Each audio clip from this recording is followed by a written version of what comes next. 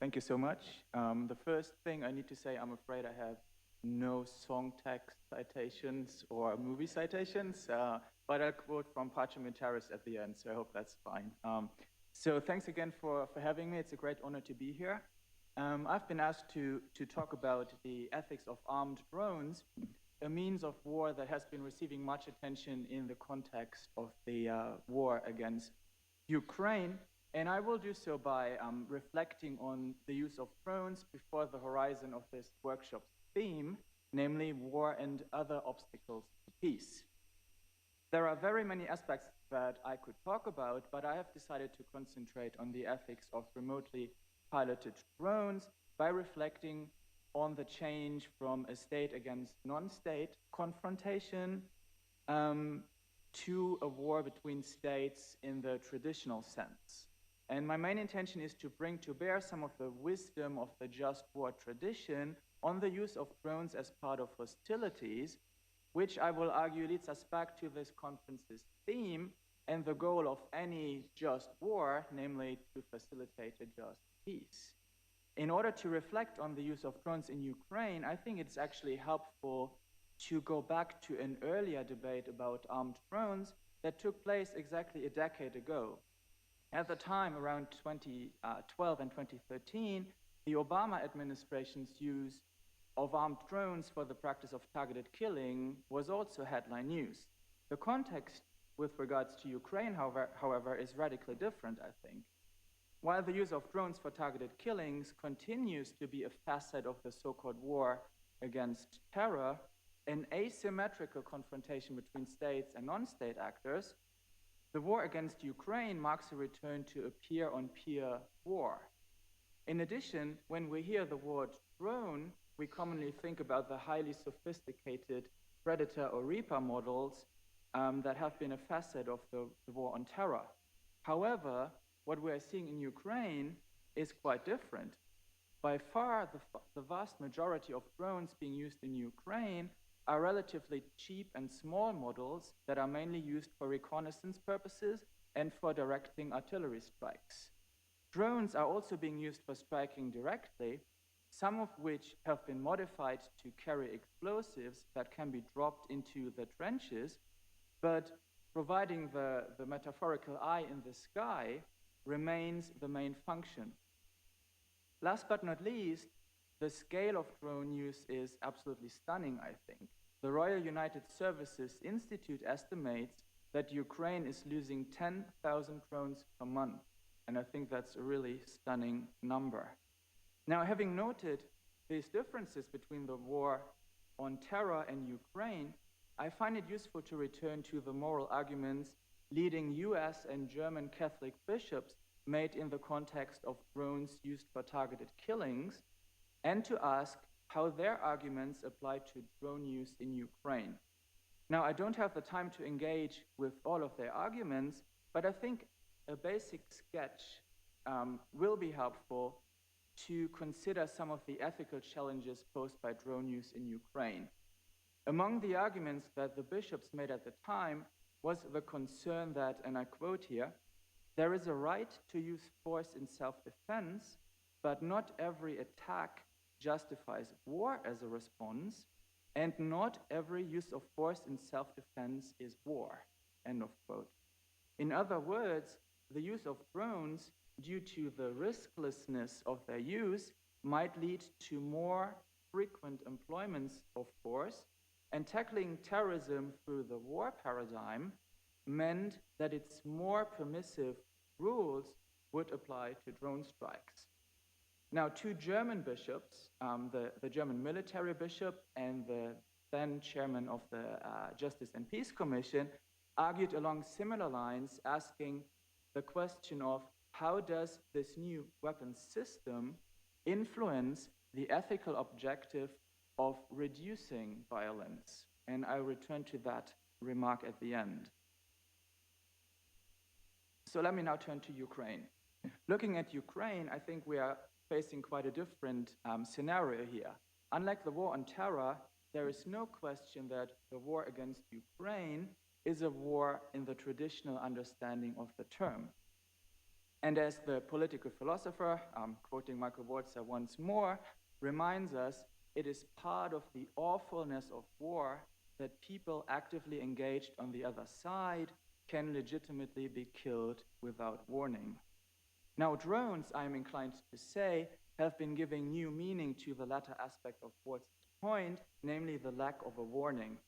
However, the argument I'm trying to make with regards to remotely piloted drones, including technologically advanced ones like the Reaper model, but also the so-called hobby models turned into a weapon, can be used with high levels of discrimination and thus are potentially morally advantageous vis-a-vis less discriminate weapon systems. I say this having in mind the ongoing use of cluster munitions in Ukraine, for example. In addition, their non-kinetic reconnaissance function and their role in directing artillery strikes can help to make the targeting more precise. In other words, there is nothing to remotely piloted drone technology as such that is inherently immoral. So I don't think this idea of a mala in se applies to remotely piloted drones. However, I think the moral case is different for potentially fully autonomous drones or drones that are increasingly relying on AI input that might undermine what is called or commonly called meaningful human control. In fact, Ukraine is an interesting case in this regard because it seems to be a test bed of such developments.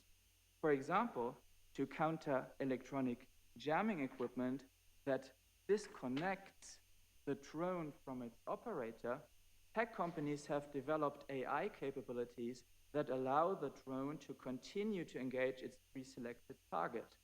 And I think the next step, the step to full autonomy, is just a matter of time. Consider the use of so-called loitering munitions, which has been headline news again in Ukraine, which is essentially a cross of a drone and a missile. So I would argue, while these systems, based on at least what we know right now, are still being operated with a human in the loop, it is worth citing the CEO of AeroVironment, the maker of the US Switchblade loitering munition, who has said, I quote, "The technology to achieve a fully autonomous mission with Switchblade pretty much exists today."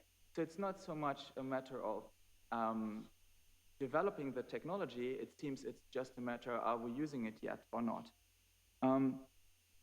Also noting the absence of an international consensus on how to regulate such technology, I think it will be important for ethicists to continue to push for strict regulations on AI-based systems. Now, I don't have the time to engage with this debate here, and also looking around, I think there are like many more people who are much more knowledgeable about AI technology than I am. So I leave it at quoting Pope Francis, who is kindly watching over us here, by saying, fully autonomous weapon systems, quote, irreversibly alter the nature of warfare, detaching it further from human agents, end of quote. And also as the former permanent observer to the United Nations had been quoted earlier, he said that laws are, quote, putting in question the humanity of our society. And I think that's really an important argument with regards to human dignity. Now, my general defense of remotely piloted drones notwithstanding, it goes without saying that my argument only holds as long as remotely piloted drones are being used in compliance with the jus in bello. Russia's indiscriminate targeting, much of it seems deliberate, reminds us of this important challenge. And as a side note, I should add that the jus in bello does also apply to the unjustly attacked Ukraine, and I worry about an over-idealization of the Ukrainian war effort, including in its use of drones. There is, of course, much more that I could say, but I would like to limit myself to one more aspect the German bishops highlighted at the time, which I think is worth considering. Namely, they worried that the dawn of the drone era might lead to a repeat of an experience made during the Cold War, namely that it was not strategic planning that determined the production and acquisition of weapons systems. Rather, it was the opposite way around, in the sense that technological developments determined strategy, which had negative consequences on the stability of the international system. Now, looking at the, I think, quite remarkable and really concerning proliferation of armed drones, I'm tempted to say that the bishops were essentially right in making that argument at the time. So, where does this leave us? Although I've argued that remotely piloted drones are in some ways morally advantageous in the use in bellow sense, they should not be seen as a so-called silver bullet. So I think it's just a weapons system, so there should be no glorification of like a clean killing, because it's still a killing. So, and if we were to do that, I think, going back to the theme of this conference, drones would indeed be an obstacle to peace. That is why, although doubtlessly important, the discussion about particular weapon systems and the restrictions on war conduct must not stand in the way of the horizon of the rationale of any just war, namely to build a just peace. And in that sense, I think it's worth reminding ourselves of what the Pope has said or continues to say about war as a condition. It's always an evil, because any war by necessity includes at least one side that is fighting an unjust war. So I think that is something we should be thinking about when we talk about the justified or justifiable use of armed force. And in that sense, I think the German bishops were quite right when they asked, how do drones influence the ethical objective of reducing violence? Cognizant of the dawn of the AI era, much needs to be done, I think, that we can avoid a more violent world that removes us further from the ideal of a just peace. So let me end with a quote from Pacem in Terris, which I think highlights sort of the technological or some of the technological issues we are facing here.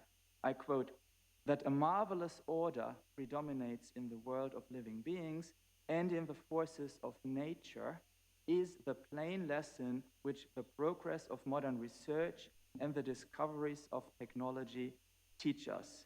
And it is part of the greatness of man that he can appreciate that order and devise the means for harnessing those forces for his own benefit, end of quote. So let us hope that as a human family, as a family of fraternity, we can keep this in mind as we go forward. Thank you so much for your attention.